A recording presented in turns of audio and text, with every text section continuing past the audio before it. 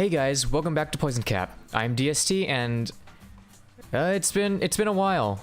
We haven't uploaded in like when was our last video? Like December 7th was the Mega Man video, and yeah, I haven't you know, uploaded anything just because in the past month I've been sick and I didn't feel like recording something, you know, when I'm sick because I'd have that, you know, raspy voice and all that stuff, and I don't think you guys would want to hear me sniffle every couple minutes and all that stuff. So we're coming back. I didn't know what to play. I was thinking about playing some Halo games, but I don't have my Xbox with me right now. Lending that to a friend so that they can play Injustice. So yeah, just coming back to Guilty Gear Xrd, and unlike last time, I'm actually good, because last time I was just starting to get the hand of you know, the game and all that stuff, but now I know more moves and all that stuff. So yeah, hopefully we'll be able to you know, quickly get by this. Jeez, it's been such a long time that I don't even know how to properly talk, because as you can tell, yeah, I've been starting over my words, and we've only been recording for like what, or at least I've only been recording for like 2 minutes. So yeah, Bedman, he's a piece of shit to fight because he does that, and that switches up the stance, and it's really hard to keep up with that. So, because if you don't know, in fighters, you hold backwards of whatever you're facing in order to block. So whenever Bedman throws his head and turns the stance around, then it's really hard to react and all that stuff. So because Bedman's on easy mode, I can afford to goof around and show off a little bit. So before, my main moveset was using that and let's see, this move. So, and what you do for those moves is a quarter half circle forward with the kick, and this was the quarter half circle backwards with the kick. So, and now I know more moves, which I will show in the next round. So yeah, as you can see, I'm pretty good, and yeah. Geez, I'm already losing my goddamn mind because I haven't played, I haven't done any Let's Plays in a long-ass time. So yeah, last time, Axel Low gave me a hard time, but now I know how to fight him. Or at least not really. I've been reading on the Guilty Gear subreddit for a little bit, and they're saying that every time you go into the air, that's the optimal range for Axel Low, but from my experience, he just always is a piece of shit. But yeah, as you can see right there, I've learned this move, which is a dash, but depending on what button you end the dash on, it does a different move. And if you do the dash, then slash, and make contact, you can actually follow it up with the dash and heavy slash. God damn it, I hate Axel Low. But good thing he's on the beginning of the match, because in Guilty Gear Xrd Revelator 2, the arcade mode actually has like dynamic difficulty.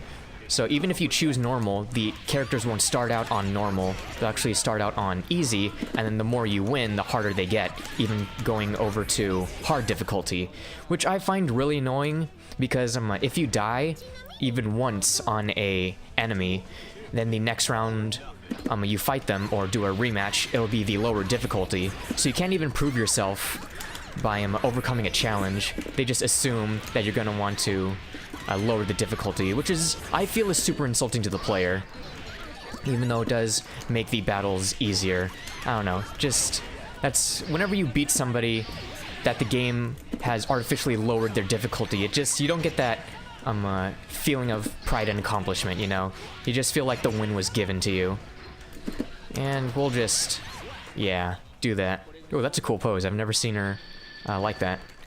And yeah, just playing my girl Cloudberry Jam, or Jam Cloudberry, yeah, or yeah. So yeah, battling Faust. This is what, stage 3? All right, so he's not gonna be too difficult. so we can blow right through him. Because usually there's a combo that he gets you into, and the computers are able to pull it off super fast and super accurately without fucking up, which is super annoying. Because it takes a lot of skill to actually do the combo. So, but from what I remember, I haven't played Faust in a long time. Like, not for a good couple months. I've only been playing Cloudberry Jam every time I fight, just so I can get better with her. So yeah, gonna do that. I actually didn't mean to. I was doing the quarter half circle backwards with the slash. And granted, that doesn't do anything, but it's weird that it registered. So yeah, I haven't played Faust, and the thing that I was gonna say is that his combo isn't that hard. It's just the timing that's or I guess the inputs aren't hard. It's just the timing of the inputs that's the difficult part. So in order to get his combo, I believe you have to do quarter half circle up forward 6 times in a row, and that does the combo. Man, I am not paying attention. I'm getting my ass wrecked. I'm usually not this bad, but what the hell? I've never seen that before. What the heck? I'm usually really good, so as you can see, I'm totally okay. I'm gonna straight up die. Whoa. Okay then, we can get him the next round. God, this is embarrassing, only dying on the 3rd round of normal mode. But yeah, that combo's kind of like a signature I have right now. Yeah, I'm gonna want to interrupt that. Yeah, see, this is the combo that the computer always nails, and it's really annoying. Oh my god, see, perfectly does it again, and that does a hell of a lot of damage. So yeah, and I also learned this move, which is the down dust move, and that forces your opponent to fall. So gonna do that, and then okay, there we go. Oh, that didn't do what I thought. Hopefully he comes up. Yeah, there we go. Screw off, Faust. And I was able to finish him off relatively quickly. So hopefully once we get to round 8, that'll be the end and all that stuff. It won't go too far. I believe these arcade runs for me are usually like 12 minutes, so yeah, good news for you, Emily, not much to edit, unlike last time. So yeah, this guy is a new character to the Guilty Gear universe, right?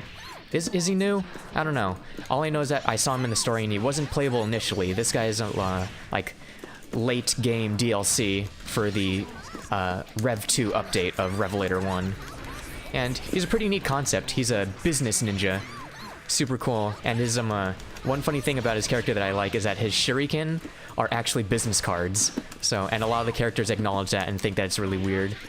And for those of you who don't know anything about the Guilty Gear universe, the thing that he has over to his ear is actually a phone. See, phones in the Guilty Gear universe are actually like hologram, like triangles. Like they kind of look like alchemy, like symbols, you know, where it's got like a bunch of circles and shapes and all that stuff. So, yeah. I don't know why they chose to do that. Why couldn't they just given normal people normal phones? But this is Guilty Gear where magic is real and all that stuff. And he's not too difficult. I've never really had a problem with this guy. He doesn't have any super annoying moves. Then again, I've never played the online mode, so I don't know if the computer is just easy or whatever. And let's finish this off. There we go. Hell yeah. You know, that move doesn't really do a lot of damage. The best way to use that move is actually to corner your enemy, because it has a lot of knockback. So if you use that in the middle of the stage, you're only going to get like 1 hit off of it, and it's not going to do a ton of damage. So yeah. Yeah. Alright, who's next? Oh, god damn it. Oh god, had to take a sip of my Slurpee. But yeah, Leo White Fang is such a hard character to fight against. Like, all of his moves are like super chargy, and they all lock you in a whatchamacallit. It just locks you in a combo, so you're forced to use your your break guard, or whatever the hell it is. And you have to move very quickly and make sure that you disable them. Yeah, that. That's the... I believe it's called a break guard. It allows you to dodge any attack, but at the cost of 75% of your burst gauge. So, that's really annoying. Okay. So that... Okay, he's in the corner, so... Oh, okay. I was gonna do the, like, Fire Blast, whatever the heck it was, but I guess we didn't need to use that. Okay, knock him down. That's the best way to, get people off guard and get them out of blocking. So, yeah. I'm actually doing a lot better, because usually I would get caught up in, like, a couple of, Leo White Fang's combos. But I'm not getting caught up right now, so that's actually really good. Ooh, and I dodged that. That was good. On me. GG. Yeah, there we go. See, I know what I'm doing now. And then how about... Let's end it off with the burst. Hopefully... Okay, I thought he was going to dash out of it or cancel. So yeah, heck yeah. Finish him off, because I hate battling Leo White Fang. I'm so glad that I'm not playing this on hard, because that would have been actually hard. Okay, Potemkin is another guy that is very difficult. He's very slow and he doesn't have that much movement, but if you get hit by him, he has devastating attacks. And he also has a lot of armor. And I'm not sure if that term carries over from Super Smash Brothers, but pretty much what armor is that you know, whenever you attack, you interrupt somebody's attack, you know, like...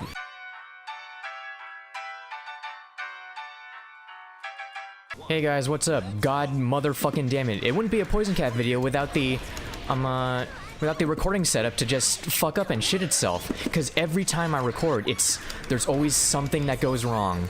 God damn it. So, because something went wrong and for some reason you can't, tab out of Guilty Gear Xrd Revelator 2, it locks you into the game and you can't even press the, Windows home button to get back. So I had to completely exit out of the game in order to redo and restart this recording. So, because that's the case, that's why I'm in a different map and I'm not playing story mode. I'm actually just, you know, fighting people. And Potemkin was the 6th character, and story mode has an 8-character run. So we'll fight 2 more characters after this. So yeah. Where I left off was in Smash Brothers, the game, some characters have armor. So yeah, we'll let Potemkin kind of hit me and all that stuff. And whenever I got hit, I would reset in the damage frames.